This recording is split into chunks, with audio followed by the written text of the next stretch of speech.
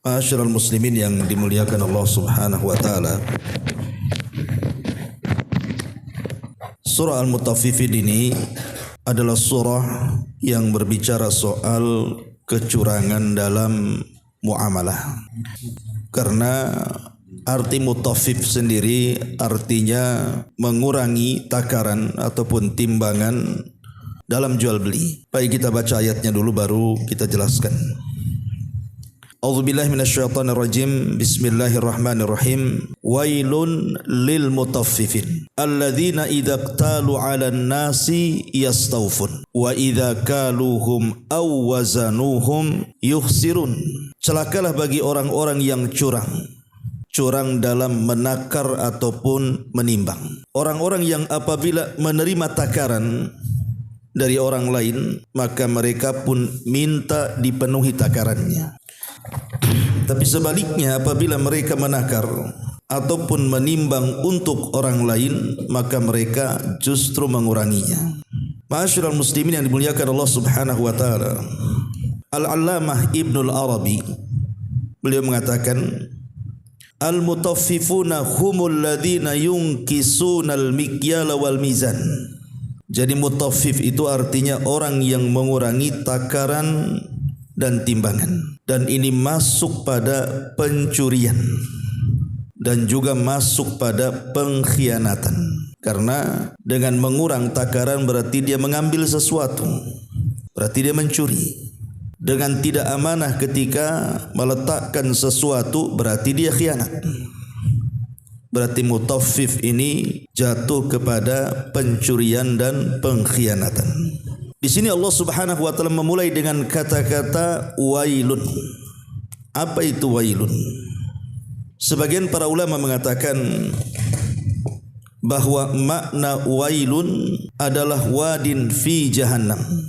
Dia sebuah lembah yang ada di neraka jahannam. Lau suyyirat fihi jibalud dunya ladabat min syiddati harri. Kalau seandainya gunung-gunung di dunia ini ditenggelamkan ke dalam lembah jahannam itu, maka akan mencair karena saking panasnya lembah itu. Itulah wail.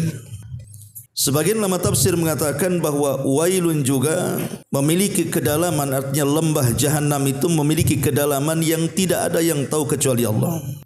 Saking dalamnya, saking gelapnya dan saking busuknya, dan seluruh usatu keringat dan juga nanah-nanah penduduk neraka itu masuk ke dalam lembah tersebut. Itulah disebut wail. Jadi wail itu nama lembah dalam jahannam. Atau makna lain wail itu adalah doa kecelakaan dan kebinasaan. Doa kecelakaan, kebinasan atau kehancuran dalam bahasa Arab juga disebut wailun. Kalau kita sudah tahu bahwa wail itu sesuatu yang menakutkan, baik berupa doa kehancuran ataupun berupa wadin fi jahannam, sebuah lembah dalam neraka jahannam, berarti dosa yang dimukaddimahi dengan kalimat wailun dipastikan dosa itu bukan dosa kecil, tapi dosa besar. Dan ini tanda mengenal mana dosa kecil, mana dosa besar. Salah satu mengenalnya adalah bahwa dosa itu dikatakan besar ketika diawali dengan wailun.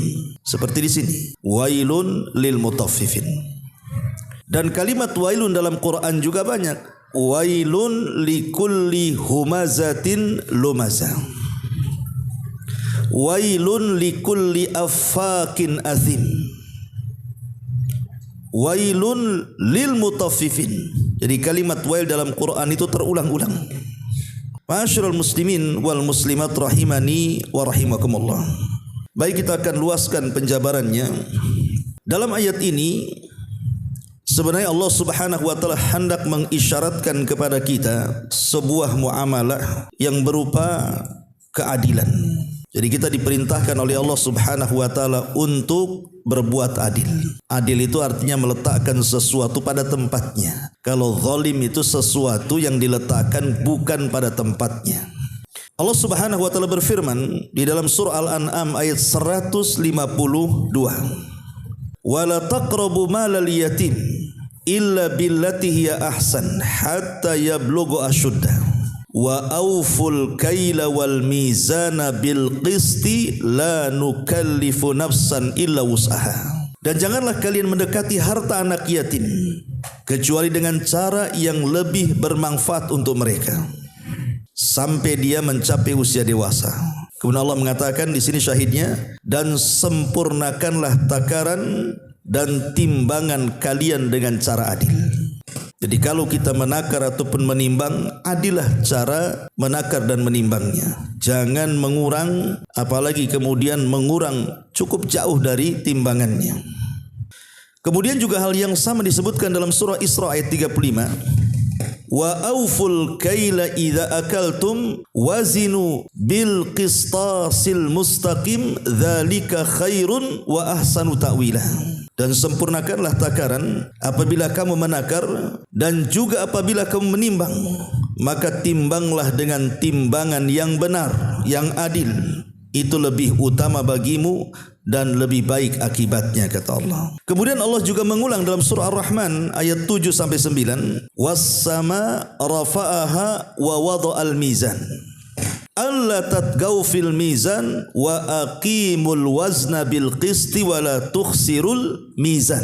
Dan Allah telah meninggikan langit dan dia meletakkan keadilannya, neraca keadilannya, supaya kamu jangan melampaui batas terhadap neraca itu, dan tegakkanlah timbangan itu dengan adil, dan janganlah kamu mengurangi timbangan tersebut. Lah, ayat-ayat ini menunjukkan bahwa kita disuruh untuk jujur dalam menimbang.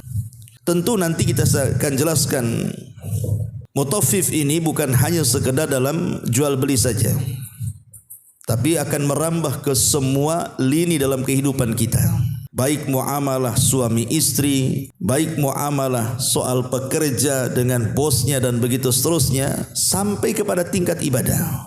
Mutaffif ini akan ada di situ. Makanya dosa tatfif ini bahaya sekali.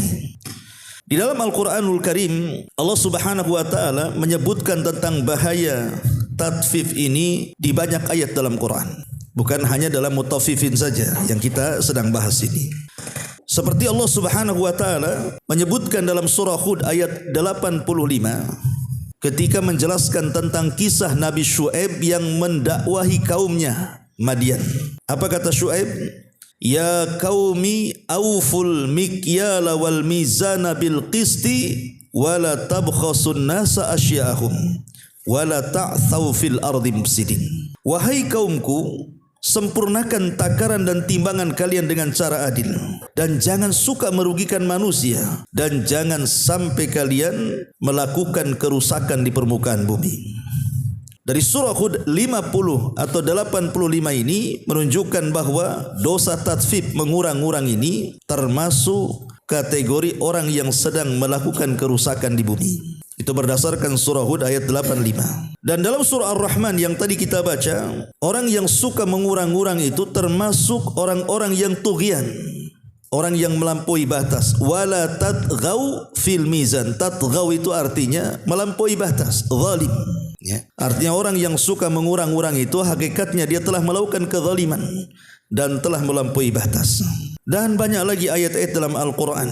Adapun dalam hadis Nabi sallallahu alaihi wasallam, Nabi sallallahu alaihi wasallam pernah mengatakan kepada orang-orang Ansar, orang-orang Muhajirin. Kata Nabi SAW wasiat kepada orang-orang Muhajirin itu, salah satunya adalah ketika Rasul mengatakan, ya ma'syaral muhajirin khamsun idzabtulitum bihinna wa a'udzu billahi an tudrikuhun. Wahai orang-orang Muhajirin, ingat 5 perkara, jangan sampai menimpa kalian. Kalau menimpa kalian, aku berlindung kepada Allah, jangan sampai menimpa kalian. Salah satunya Rasul mengatakan, walam yungkisul mikyala wal mizan illa ukhidu bisinin. wa syiddatil maunati wa jawri sultani alaihim. Tidaklah sebuah kaum mulai mengurang-urang takaran, mengurang-urang timbangan, kecuali mereka akan diazab dengan 3 azab. Pertama, ditimpakan paceklik kepada mereka. Yang kedua, ditimpakan sulitnya ekonomi kepada mereka. Dan yang ketiga, dikuasakan para pemimpin yang zalim kepada mereka. Dan 3-tiganya ada di negeri kita ini. Paceklik, lihat di Jawa itu kalau sudah musim kering, tidak hujan tuh, kering kelontang tuh. Cari air sampai jauh sekali. Kemudian susah ekonomi, sudah kita saksikan bagaimana susahnya orang cari kerja. Kemudian dikuasakan pemimpin yang zalim, lihat para pemimpin kita. Lah jangan-jangan kemudian 3 azab ini yang sampai kepada kita itu karena dosa yang kita lakukan. Salah satunya karena kita suka mengurang-urang tadi. Mengurang-urang takaran, mengurang-urang timbangan, mengurang-urang hak dan kewajiban dan begitu seterusnya. Ini satu hadis dari Nabi SAW. Kemudian Nabi SAW juga bersabda dalam hadis Jabir bin Abdullah radhiyallahu an, Nabi khusus menasihati orang-orang yang mereka berkecimpung dengan jual beli dengan cara menakar dan menimbang. Apa kata Rasul? Innakum qad wallaitum amran fihi halakatil umamus sabiqatu qablakum. Jadi ketika Nabi melihat ada para pedagang yang mereka berdagang mungkin bahan pokok yang ditimbang dan yang ditakar itu, kata Rasul, sesungguhnya kalian telah dikuasakan satu perkara yang perkara itu terkadang menghancurkan umat sebelum kalian. Maksudnya umat siapa? Umat Nabi Syuaib. Itulah umat pertama kali yang curang dalam jual beli. Makanya Rasul mengisyaratkan seperti itu. Kemudian Nabi SAW juga mengatakan kepada, atau dari Jabir juga, idza wazantum farjihu. Kalau kalian menakar, maka takarlah dengan cara yang baik, dengan cara yang adil. Ma'asyiral muslimin yang dimuliakan Allah Azza wa Jalla, kalau kita melihat asbab nuzul, sebab turunnya surah Al-Mutaffifin ini diceritakan oleh Ibnu Abbas radhiyallahu anhuma. Jadi ketika Nabi SAW hijrah dari Mekah ke Madinah, kita tahu bahwa perekonomian kota Madinah siapa yang menguasai? Yahudi. Yahudi punya pasar namanya pasar Bani Kunaiko. Itu pasar sentral, pasar induk lah kalau kita katakan. Itulah di pasar itulah transaksi jual beli yang dilakukan orang Yahudi. Jadi ekonomi Madinah itu betul-betul dicengkram orang-orang Yahudi itu. Sementara kaum muslimin itu mereka menjadi petani. Dan kita tahu bahwa pedagang itu menguasai dunia, menguasai negara. Lihat para pengusaha itu kan mereka pedagang. Lihat negara-negara kaya itu mereka pedagang. Dagang senjata, ya kan, jual beli helikopter, jual beli nuklir gitu ya.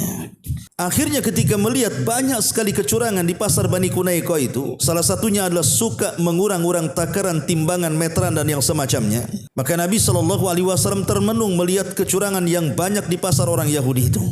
Dari situ turun ayat surah Al-Mutaffifun itu. Wailun lil mutaffifin alladzina idza qtalu 'alan nasi yastawfun wa idza kaluhum aw wazanuhum yukhsirun. Celaka atau lembah jahanam bagi orang-orang yang mutaffif itu. Siapa mutaffif itu? Kalau dia menjadi penjual, maka dia berusaha untuk mengurangi.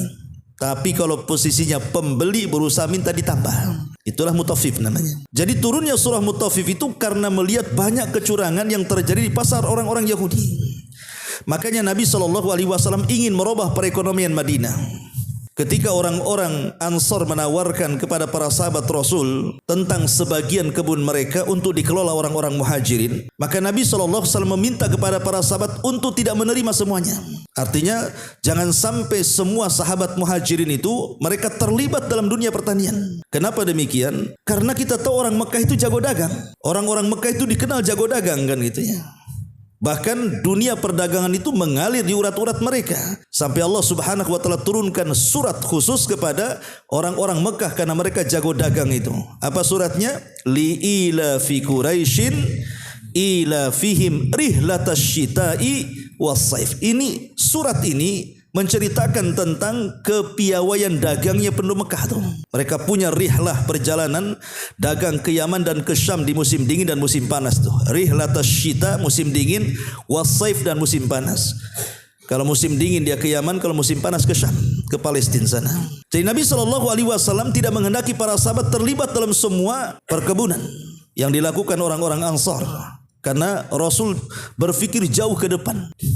Kalau semua terlibat dalam perkebunan, ekonomi dipegang Yahudi. Makanya Rasul meminta orang-orang yang jago dagang itu jangan terlibat dalam dunia perkebunan, dunia pertanian. Betul, akhirnya Nabi SAW merencanakan sesuatu, membuat pasar di samping pasarnya Bani Kunaiko. Ketika Rasul membuat pasar, sempat diobrak-abrik pasarnya tuh oleh orang-orang Yahudi. Tapi Nabi SAW tidak pernah putus asa. Dia betul-betul buat lagi pasarnya di samping persis pasarnya orang Yahudi. Kemudian Nabi SAW membuat aturan-aturan Islam di situ yang memudahkan bagi para pedagang dan yang memudahkan bagi para pembeli. Tidak ada curang-curang di situ. Bahkan Rasul melarang tidak boleh mengambil upah sewa. Siapapun yang datang duluan, maka dialah dapat setannya di situ. Kalau kita kan tidak, di pasar sudah ada setannya masing-masing kan. Di zaman Rasul siapa duluan di situ itu dapat tuh. Kalau kita yang pagi-pagi di situ di tempat orang diusir antum. Kalau zaman sekarang bahkan dikutip bayaran lagi. Ya. Zaman Rasul tidak. Kemudian Nabi SAW menasihatkan para sahabatnya, rahimallahu rajulan samhan idza ba'a wa samhan idza ishtara. Semoga Allah merahmati seseorang yang mereka memudahkan cara membeli dan cara menjual. Jadi Rasul meminta agar semua dimudahkan. Dan Nabi SAW minta supaya takaran dan timbangan itu dilebihkan, bukan dikurangi. Jadi kalau seandainya di pasar Yahudi itu beli gandum 1 gantang kemudian dikurang, kalau di pasarnya kaum muslimin itu beli gandum 1 gantang malah dilebihkan. Lama-lama pelanggan kabur lah kan begitu. Satu persatu, bahkan orang Yahudi pun akhirnya membeli di pasar kaum muslimin. Ma'asyiral muslimin yang dimuliakan Allah Subhanahu wa taala. Sering saya katakan kepada antum ikhwan, kenapa tatfif ini sampai diancam sedemikian rupa dengan lembah yang ada dalam jahanam coba. Padahal sebenarnya tatfif ini juga kalau dilakukan oleh seorang pedagang itu tidak mengenyangkan. Pamannya antum jual duku, kemudian ada orang yang beli duku 1 kilo, antum kurangilah pamannya setengah on. Kemudian antum makan yang setengah on itu, apa mengenyangkan? Kan tidak mengenyangkan. Atau mungkin jeruk 1 kilo antum ambil 1-2 jeruknya, 2 jeruk antum makan lu enggak mengenyangkan. La yusmin wa la yughni min ju'. Tetapi kenapa kemudian diancam sedemikian rupa dengan firman-Nya wailun, sebuah lembah dalam jahanam coba. Apa rahasianya? Karena begini ikhwan, yang namanya penjual dan pembeli itu kita tidak tahu siapa mereka. Kita jadi pembeli, kita tidak tahu siapa penjual. Antum jadi penjual, antum tidak tahu siapa pembeli. Boleh jadi mungkin pembeli yang membeli sesuatu kepada antum, mereka orang-orang miskin, mereka orang-orang yatim, mereka orang-orang yang tidak punya. Atau boleh jadi mungkin yang membeli nampak pakai mobil, tapi tujuannya mungkin membelikan untuk panti asuhan, untuk disumbangkan kepada fuqara wal masakin. Kita tidak tahu. Ya. Tiba-tiba kita curangi, maka hakikatnya ketika mencurangi dalam jual beli itu, Anda sedang memakan harta anak yatim, Anda sedang memakan harta fakir miskin, Anda sedang memakan harta orang lain dengan cara batil. Itu yang menjadikan kemudian disebut wail di sini. Atau kita balik, antum sebagai pembeli nih, kadang-kadang pembeli ini latah, kadang-kadang terutama dalam dunia jual buah-buahan kan. Kadang ada mama nih biasanya kan, itu datang ke jual buah-buahan, pamannya rambutan, duku, itu main ambil saja itu. Katanya nyicipi, takut tak manis nanti tak jadi beli. Itu yang dicicipi itu kadang-kadang bukan 1-2 kan, sampai kenyang pula dia cicipi di situ. Anda sedang beli tengah rampok sebenarnya. Jadi kadang-kadang mencicipi 2 jeruk ataupun 2 rambutan atau 2 duku, ketika rasanya tidak enak, akhirnya apa? Tak jadi beli. Lah yang sudah makan Anda enggak bayar. Yang sudah dimakan tuh enggak dibayar, langsung pergi saja. Lain kalau seandainya penjualnya itu ngasih sampel, bolehlah makan di sini. Berarti sudah diizinkan kan? Kalau belum ngasih sampel atau belum diizinkan, jangan coba-coba mengambil. Atau dengan bahasa boleh enggak saya cicipi. Kalimat boleh enggak saya cicipi ini itulah masuk pada apabila menjadi penjual pengen ditambah tuh. Ya. Langsung aja kita ngomong sama penjualnya, bang manis apa enggak bang? Manis. Kalau kita yakin dengan dia berhusnudzon lah beli. Ya. Tapi kalau enggak yakin enggak usah beli, kan selesai itu.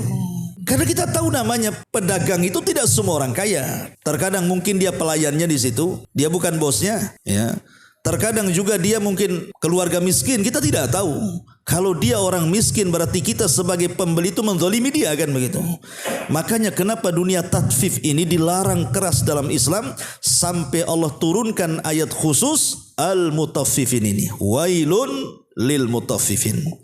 Alladzina idza qtalu 'alan nasi yastawfun wa idza kaluhum aw wazanuhum yukhsirun. Ma'asyiral muslimin yang dimuliakan Allah Subhanahu wa taala. Baik, kita akan bicara soal bahaya-bahayanya dulu. Baru kita contohkan dengan contoh yang luas. Pertama nih, bahaya tatfif.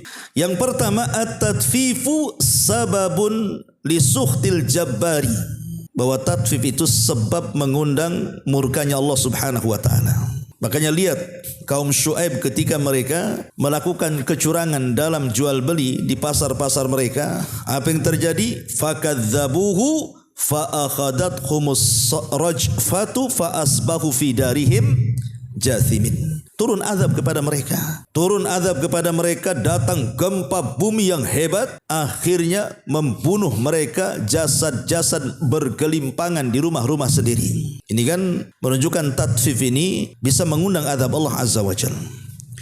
Kemudian yang kedua, Allah akan mengadab di dunia dengan 3 azab tadi yang saya sebutkan dalam hadis, bahwa akan dikuasakan pemimpin-pemimpin zalim, akan disusahkan ekonomi dan pekerjaan, bahkan juga akan dikuasakan kekeringan. Sekalipun hujannya tidak bawa berkah, justru hujannya malah bawa bencana gitu ya.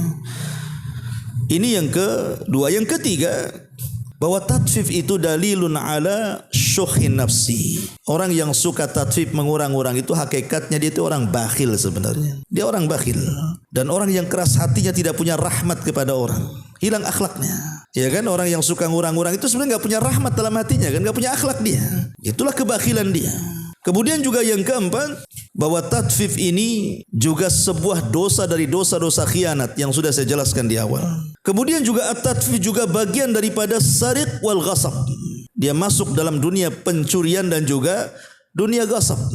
Kemudian juga tatfif juga yatasabbab fi ifsadil alaqati baina afradil mujtama'. Jadi tatfif juga, mengurang-urang tadi, bisa menyebabkan keretakan hubungan di antara masyarakat. Karena kalau antum sudah ditipu satu kali, malaslah akhirnya beli lagi.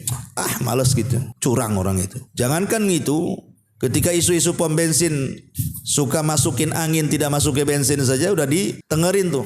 Jangan pom bensin itu, saya beli sekian tidak penuh, di sini kok penuh. Kan? Itu tatfif kan. Ya. Jadi ini bisa meretakkan hubungan masyarakat. Ini di dunia ya. Adapun di akhirat diancam dengan wailun, dengan sebuah lembah dalam jahanam. Bahkan Abdullah bin Mas'ud radhiyallahu an pernah mengatakan begini, al-qatlu fi sabilillah yukaffiru dzunub. Bahwa seseorang yang terbunuh di jalan Allah Subhanahu wa taala itu, maksudnya mati syahid, maka semata-mata ruhnya dicabut, maka dosanya dihapuskan. Illa, kecuali al-amanah, kalau dia tidak amanah. Kemudian Abdullah bin Mas'ud mengatakan, yu'ta bil abdi yaumal qiyamah, akan didatangkan seorang hamba pada hari kiamat, padahal dia terbunuh di jalan Allah, mati syahid maksudnya. Fayuqalu lahu addi amanataka, maka dikatakan kepada dia, mana amanahmu? Kemudian dia mengatakan, ya Rabb, bagaimana aku akan melaksanakan amanah sementara dunia sudah hilang, aku sudah meninggal. Ya. Qala, maka kemudian dikatakan, intaliqu bihi ilal hawiyah, kalau begitu bertolaklah kau ke neraka hawiyah.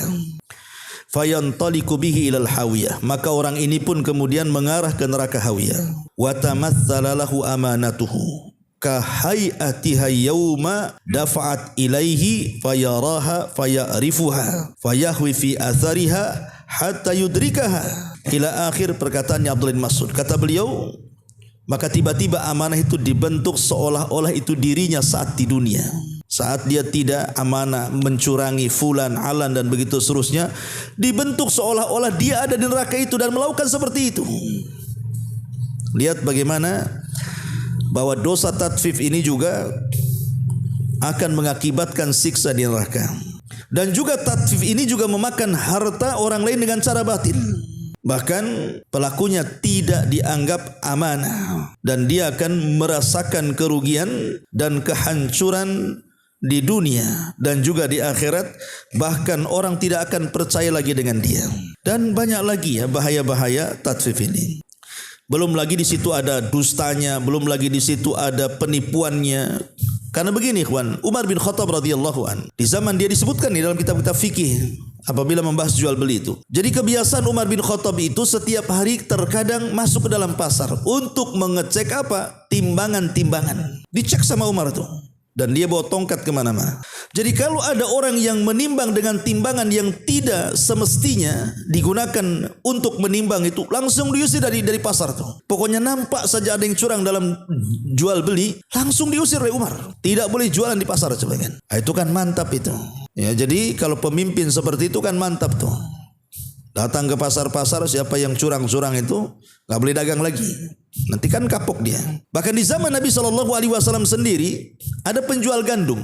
Di zaman Rasul itu ada penjual gandum. Tiba-tiba hujan turun, otomatis kan basah tuh gandum di atas itu.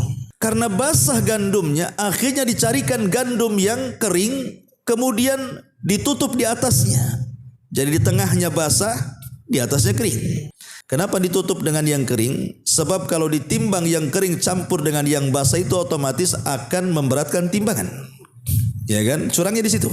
Maka Nabi SAW ketika itu memasukkan tangannya ke dalam gandum itu. Karena zaman dulu itu kalau jual beras juga kan kita nggak ada yang karungan, apalagi plastikan zaman sekarang kan. Orang zaman dulu kalau jual beras kan ditaruh itu berasnya. Ya kan, ditaruh di tempat-tempat ya, kadang-kadang kita bisa merabanya kan. Kalau sekarang ya semua pakai plastik ya kan, semua pakai karung sehingga nggak tahu itu beras ke kerikil, kita nggak tahu juga. Kadang-kadang beras plastik pula kan. Kita kena tipu Cina pula. Kita tidak tahu pada zaman dulu seperti itu, pada zaman Rasul. Jadi Nabi SAW itu memasukkan tangannya, rupanya di tengah-tengah gandum yang menumpuk itu kok basah. Jadi Rasul bertanya kepada penjual ini, kok bisa atas kering bawah basah? Maka sang penjual mengatakan, ya Rasul, asabathu balalun. Oh, tadi baru saja hujan mengenai gandum ini. Ya Nabi SAW heran, hujan itu bukan dari bawah, dari atas. Artinya kalau basahnya di bawah itu hujannya dari bawah kan gitu. Kalau hujannya dari atas harusnya yang basah yang atas kan itu. Maka Rasul mengatakan kepada orang ini, kamu jangan menipu. Sebaiknya yang basah itu kau keringkan dulu baru kau jual. Kemudian Rasul mengatakan di ujung riwayat itu, man ghasyana falaysa minna. Siapapun yang menipu kami, dia bukan umatku, kata Rasul. Jadi orang-orang yang tatfif, mengurang-urang takaran itu sudah ada sejak zaman Nabi kan. Dan modusnya kurang lebih kadang-kadang seperti itu. Dengan cara apa? Mencampur gandum yang jelek, yang basah dengan yang bagus. Kalau sekarang yang mencampur jeruk yang manis dengan yang tidak manis, duku yang manis dengan yang tidak manis, rambutan Aceh dengan rambutan Flores atau apa gitu ya. Pokoknya dicampur-campur lah kan gitu. Ya. Tapi bilangnya ini rambutan bagus. Ya. Lah yang seperti ini pernah terjadi di zaman Nabi. Lah para ulama mengatakan kenapa sering terjadi tatfif di masyarakat tuh, terutama dalam dunia perniagaan jual beli ini.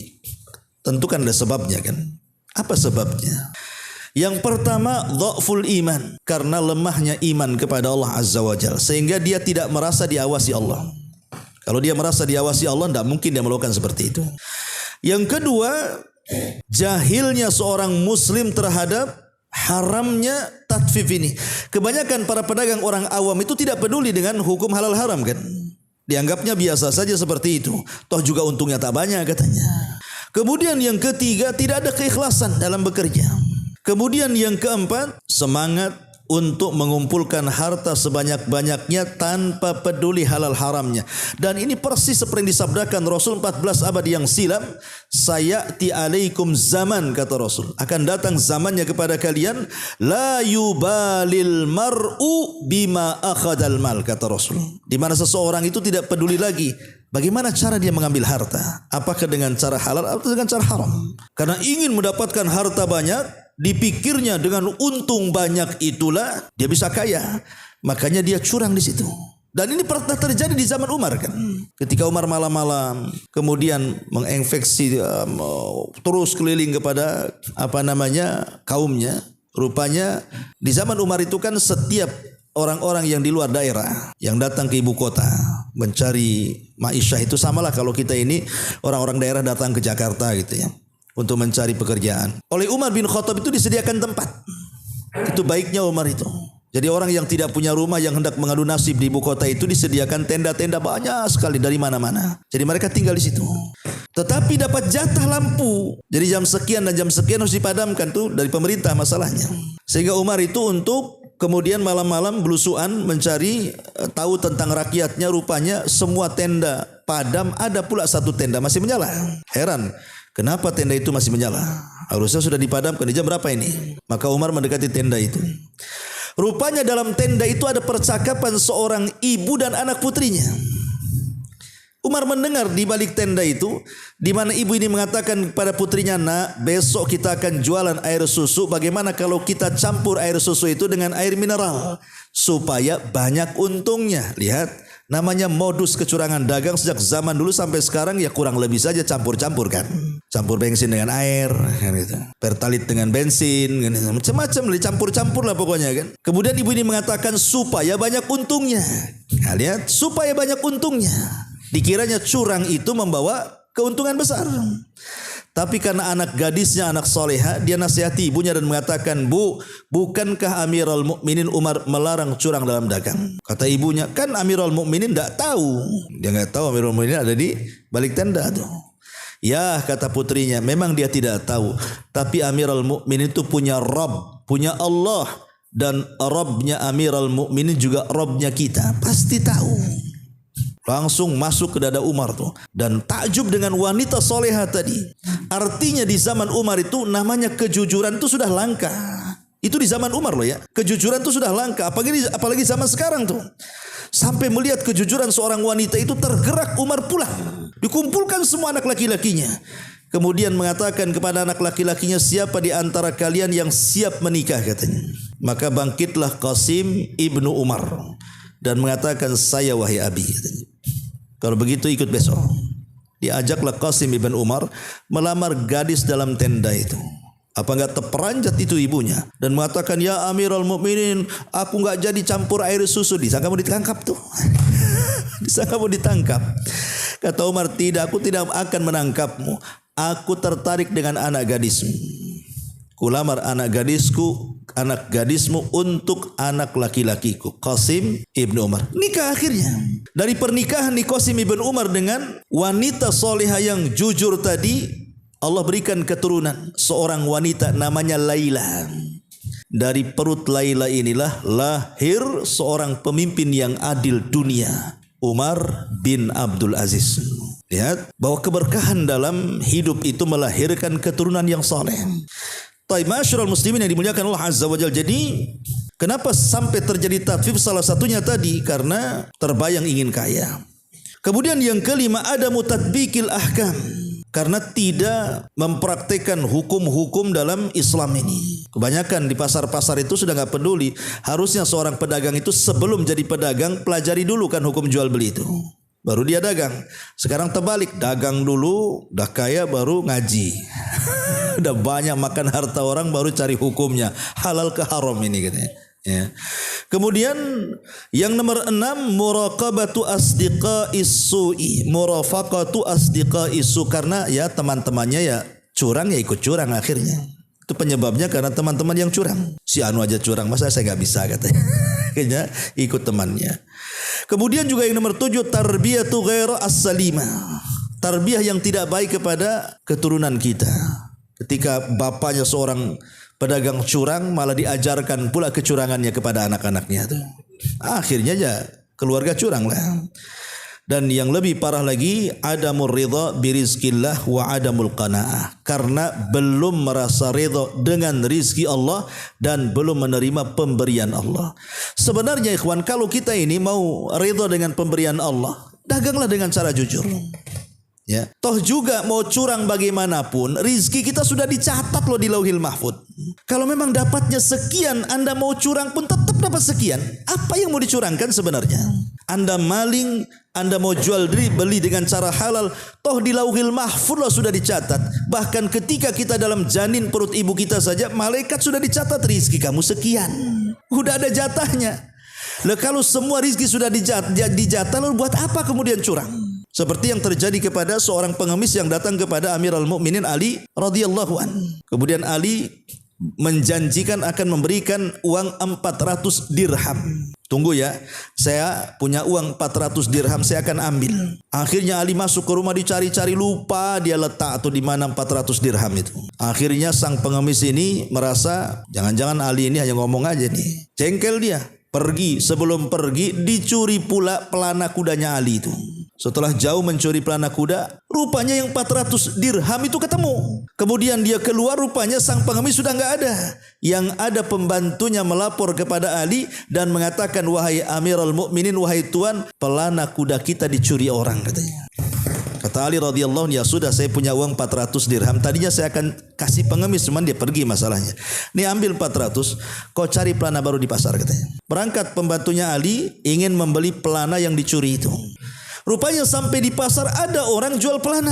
Akhirnya ditawar-tawar dapat juga 400 itu.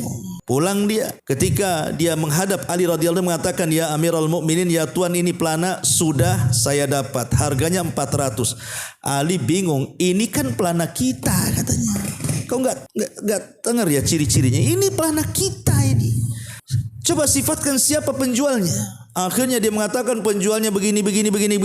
Lah itu kan pengemis tadi, katanya. Kemudian Ali radhiyallahu anhu tiba-tiba bertakbir dan mengatakan Allahu Akbar, kata Ali. Coba kalau seandainya pengemis itu mau sabar, maka dia dapat 400 dirham dengan cara yang halal. Tapi karena dia tidak sabar, dia mendapatkan 400 dengan cara haram. Sama-sama 400, ya kan? Yang satu halal, yang satu haram, kan? Artinya rizki lo sudah dicatat. Lalu buat apa curang? Kalau memang sudah dicatat di Lauhil Mahfuz itu karena ketidakredaan dengan pemberian Allah dan tidak qanaah di situ. Yang lebih parah lagi karena tidak mengingat kematian dan akhirat.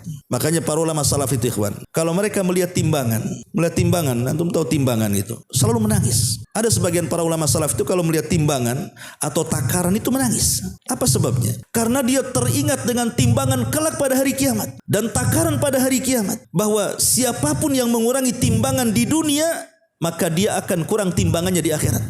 Siapapun yang mengurangi takarannya di dunia, maka dia akan dikurang takaran di akhirat. Karena kita ini akan mati, dan setelah mati kita akan dibangkitkan, dan setelah dibangkitkan kita akan dihisab, dan setelah dihisab kita akan diletakkan timbangan di situ. Jadi para ulama salaf kalau melihat timbangan diingatkan dengan akhirat tuh. Harusnya yang hari-hari nampak timbangan, sebagai Anda sebagai penjual yang menggunakan timbangan dan takaran tuh, harusnya kan hari-hari dilihatkan timbangan tuh. Harusnya lebih terpikir lagi bahwa di akhirat ini akan ada timbangan yang seperti ini. Berarti orang yang curang dalam menakar dan menimbang itu karena dia tidak pernah mengingat akhirat, bahwa di akhirat ada timbangan sebagaimana kita menimbang di dunia. Kalau kita kurang, maka kurang juga kebaikannya. Kalau kita berbuat baik, maka kita juga akan berat timbangannya. Ma'asyiral muslimin yang dimuliakan Allah Azza wa Jalla. Makanya Nabi SAW ketika tadi saya jelaskan aturan di pasar kaum muslimin yang akhirnya 2 tahun Nabi SAW membuat pasar langsung kolab pasarnya Yahudi. Bayangkan 2 tahun, antum baca sejarah ya. 2 tahun Rasul membuat pasar, kolab pasarnya Bani Quraisy.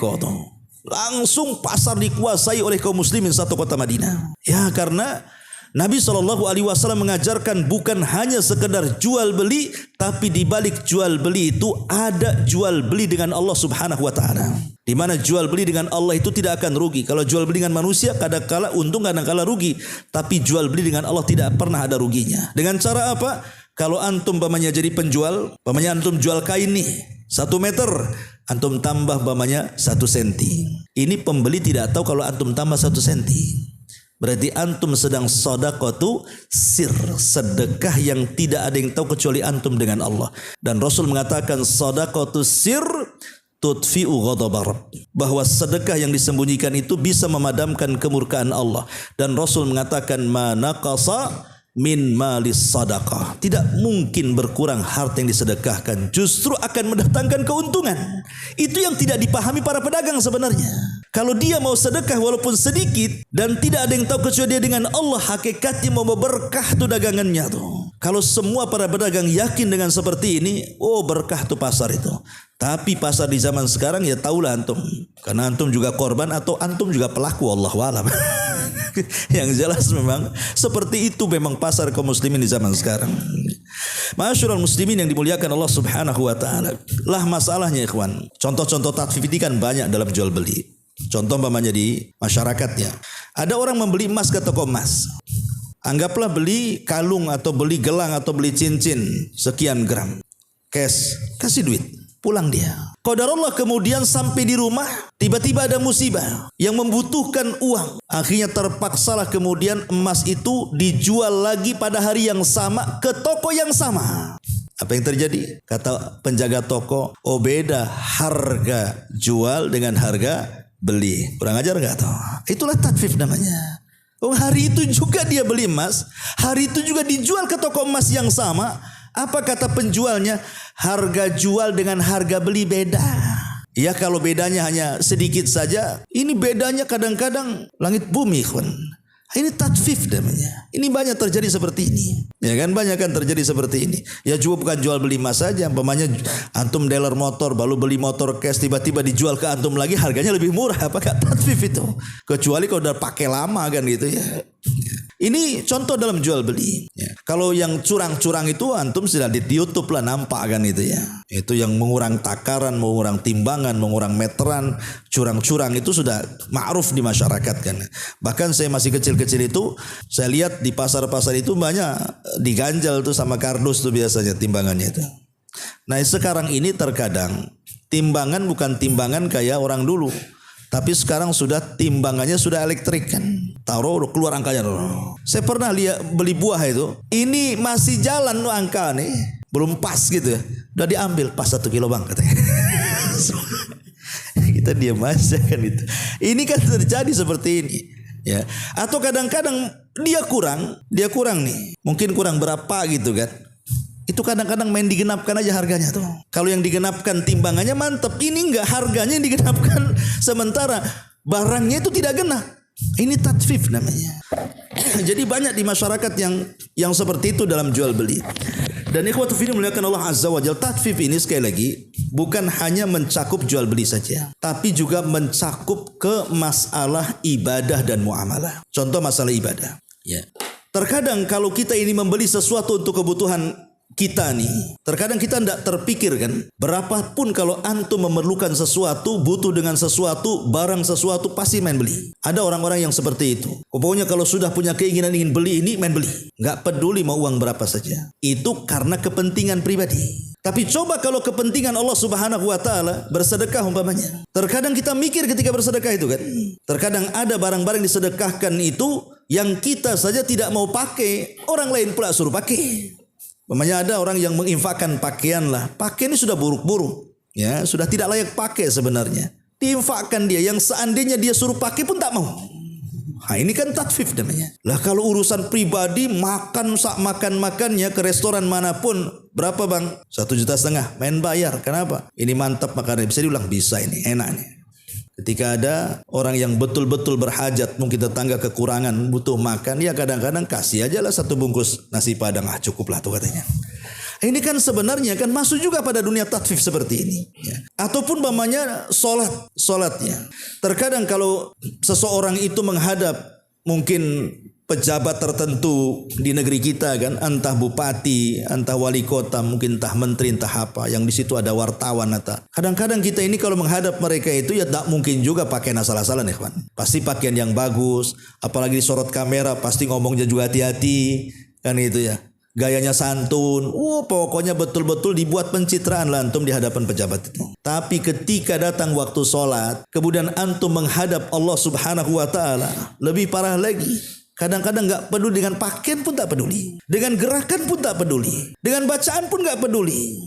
Main cepat aja kayak ayam lapar dikasih beras. Lah ini kan tatfif namanya kan. Ketika berhadapan dengan manusia kok bisa dia setelannya luar biasa. Berhadapan dengan robnya manusia kok tidak seperti itu. Atau dia lebih daripada itu. Ini tatfif dalam ibadah namanya kan. Atau namanya contoh yang lain yang mudah puasa. Ada orang-orang itu yang mungkin penampilannya ingin bagus, terutama kaum hawa kan. Kadang-kadang kalau diet itu bisa dia diet, bisa dia lapar-lapar. Tapi datang Senin Kamis tak bisa pula dia puasa. Tapi kalau untuk penampilannya, dia bisa diet itu. Sampai bukan hanya siang malam pun tak makan. Ya, supaya kurus itu, giliran sudah puasa tak mau. Nah ini kan aneh, ini tatfif juga dalam ibadah namanya. Atau umpamanya contoh haji lah. Kalau kita ini umpamanya jalan-jalan dengan keluarga ke Singapura, ke Australia, udah uang itu dah. Nggak peduli itu. Yang penting senang anak, senang istri dah. Keluar aja semua. Ratusan juta itu. Giliran suruh umroh saja tak mau. Apalagi haji umroh saja yang mungkin nggak seberapa uangnya. Bagi orang yang punya uang, tak mau pula dia. Ini tatfif namanya. Nah ini namanya tatfif dalam dunia ibadah. Ya, dalam dunia ibadah seperti itu. Dan juga dalam dunia muamalah. Dalam dunia muamalah seperti dalam hubungan suami istri. Ya. Ketika kemudian istri banyak menuntut kepada suaminya, nuntut nafkah seperti itu kan tiap bulannya harus ada. Ada yang dimakan, ada yang diminum dan yang lainnya. Giliran suaminya meminta hak kepada istrinya, contoh mempunyai hubungan badan dan yang lain sebagainya, ditolaknya. Ini tatfif namanya. Pandai menuntut hak tapi tidak pandai menunaikan hak namanya. Ini masuk juga tatfif kategorinya. Atau umpamanya kita punya anak perempuan. Umpamanya kita punya anak perempuan. Dilamar orang. Syaratnya banyak. Kalau kau melamar anakku, sini dulu 100 juta. Ini untuk maharnya, ini untuk walimahnya, ini untuk sambutannya macam-macam.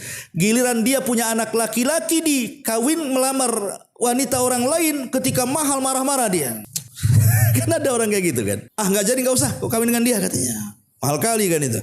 Giliran anaknya digitukan juga kan gitu. Itu tatfif namanya. Ya. Jadi dalam dunia muamalah pun masuk ke semua lini itu tatfif itu.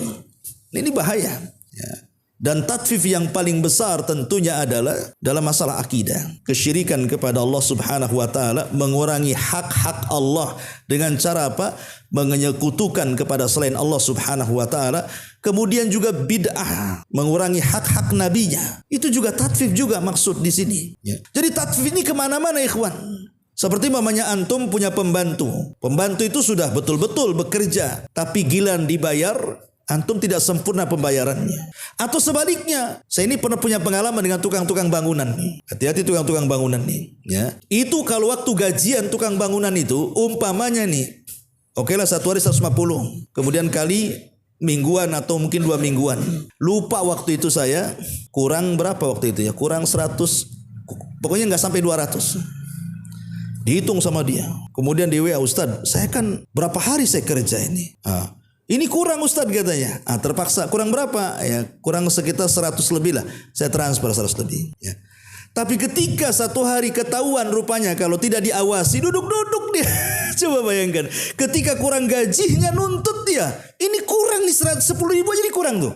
Tapi kita tidak pernah menuntut 1 jam dia duduk. Ketika hujan tidak kerja nggak dihitung sama dia. Subhanallah. Itu tatfif namanya. Ini saya pengalaman juga kan. Atau di PT. Pokoknya tatfif ini kemana-mana.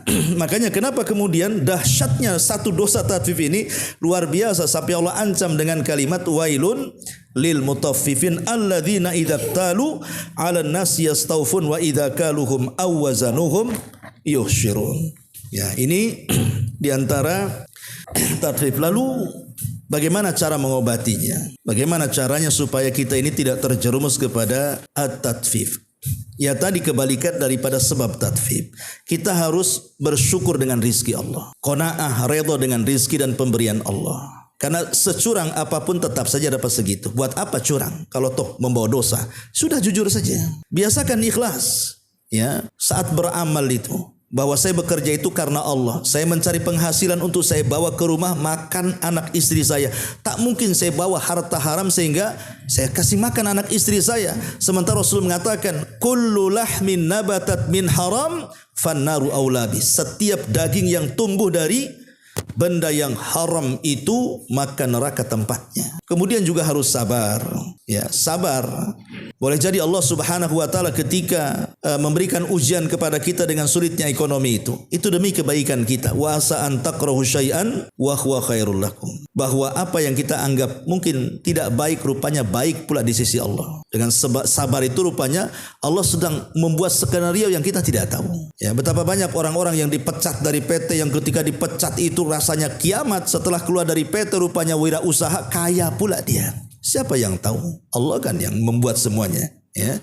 Dan tentunya juga harus senantiasa muraqabah, Muraqabah itu artinya merasa diawasi oleh Allah Subhanahu wa taala, dan yang penting adalah ingat bos, dosa tatfif ini dosa berkaitan dengan manusia loh ya. Ini bukan dengan Allah. Lain kalau antum meninggalkan salat, itu dosa antum dengan Allah. Allah bisa saja mengampuni, Allah bisa mengadab selama tidak sampai kepada batas syirik ya. Tapi dosa manusia ini beda. Walaupun antum sudah jungkir balik tobat pun Allah tidak akan menerima tobatnya sampai apa? Ada keredoan orang yang kita zalimi. Coba kalau antum penjual, pembeli ini kita tidak tahu rumahnya di mana loh. Kita kurangi. Kalau kita masih tahu rumahnya kan masih enak ya kan. Setelah kemudian dia sadar, dia tobat ingin mengembalikan haknya, tahu tuh rumahnya si Anu di sana. Datang kasih kan uangnya. Maaf nih kemarin saya curang ini, saya balikin. Sekarang ini yang jual, yang beli ini dari mana-mana. Entah orang mana yang datang. Kita tidak tahu yang mana satu kan. Tiba-tiba kita curangi satu-satu, coba bayangkan. Cemana cara tobatnya antum? Nyari orang-orang itu. Sementara dulu ada satu kisah dari Ibrahim ibn Adham rahimahullah ta'ala, seorang abid zahid itu. Dia membeli satu gantang kurma di Mekah. Tiba-tiba kemudian di balik gantang itu ada 1-2 butir kurma. Disangka Ibrahim ibn Adham itu kurma yang jatuh dari gantang, diambil dimakan. Itu prasangka husnudzon dia, bahwa jangan-jangan nih yang jatuh dari gantang saya yang sudah saya beli. Diambil, dimasukkan kresek, akhirnya bawa pulang. Setelah itu dia safar ke Palestina untuk i'tikaf di Masjidil Aqsa. Selama i'tikaf, Ibrahim ibn Adham ini tidak pernah merasa tenang hidupnya. Entah kenapa, tidak pernah khusyuk salatnya, tidak pernah khusyuk zikirnya, baca Qur'annya, aneh. Pokoknya ada yang kepikiran, seolah-olah ada dosa yang menghigapi dia tuh.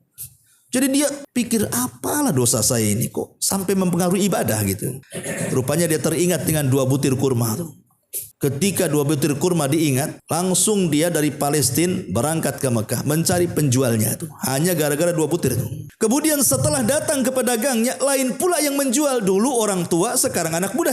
Kemudian Ibrahim bertanya kepada anak muda ini, mana bapak yang jualan kurma dulu? Kata anak muda ini, sudah tidak ada. Sudah meninggal katanya. Menangislah Ibrahim bin Adham. Gimana caranya mengembalikan 2 butir kurma itu? Kemudian Ibrahim bertanya, siapa kamu? Saya ini anaknya yang meneruskan usaha bapaknya. Alhamdulillah kata Ibrahim bin Adham. Kalau begitu saya ceritakan nih. Mau cerita waktu dia beli kurma. Jadi dia minta keikhlasan kepada anaknya ini. Hanya 2 butir kurma itu. Kata anaknya, wahai fulan, anak dari orang tua saya bukan saya saja. Saya sih bisa saja mengikhlaskan. Tapi anaknya banyak di mana-mana. Ada di sana, di sana, di sana, di sana. Tapi karena punya keinginan bertobat, Ibrahim bin Adham dicari semua anaknya, ikhwan. Daripada dia susah nanti di akhirat dituntut oleh orang-orang yang pernah diambil haknya, lebih baik dia lelah di dunia untuk mencari dan mengembalikan haknya. Itulah Ibrahim bin Adham. Jadi di sini bahwa cara tobatnya, ingat bahwa kita nanti akan bangkrut pada hari kiamat. Takutnya kalau kita mengambil hak orang lain dengan cara tatfif itu, kita termasuk orang-orang yang masuk dalam sabda Rasul, atadruna mal muflisu hadhil ummah. Tahukah kamu siapa orang bangkrut dari umat ini? Rupanya orang yang membawa pahala banyak di hadapan Allah, di sisi lain juga membawa dosa yang banyak. Maksudnya dosa dengan manusia, mengambil hak orang lain, dan begitu seterusnya. Ya, intinya merasa diawasi. Ingat jangan sampai kita ini bangkrut.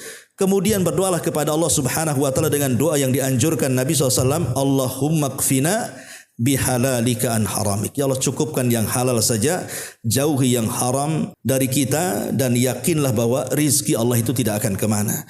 Wallahu a'lam bishawab. Ini di antara muqaddimah surah Al-Mutaffifin.